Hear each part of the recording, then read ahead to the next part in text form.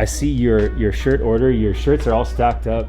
When do you check in and make sure that your shirts are all here? I try to check in, you know, preferably better to do it before the day of production that you plan on doing the order.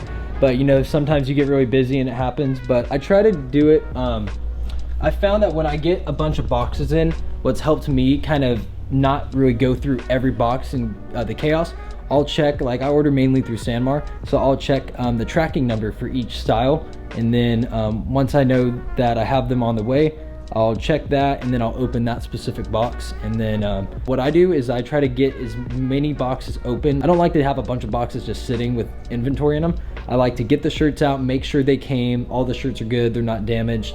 And what I'll do is actually, like over here you can see, I have a couple orders. I'll get some big shirts, like I think this is a 5XL right here, or you can even get like a blanket or a good towel. And because I like to make sure the shirts are covered. And then I will have those on top of the shirts just in case any dust particles or anything like that was to get on them while they're laying here.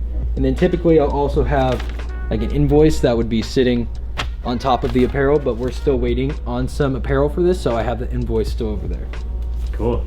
I love that you have them all checked in and counted, because that's a crucial thing. If you wait till, say you have your job is due on Thursday and you wait until Thursday morning and unbox all of your blanks, and you ordered incorrectly or you're missing a couple mediums, then you gotta order those missing pieces and wait another day, and it'll put production back on that job and another job. So that's cool. Kind of a pro tip is check in your blanks before production day.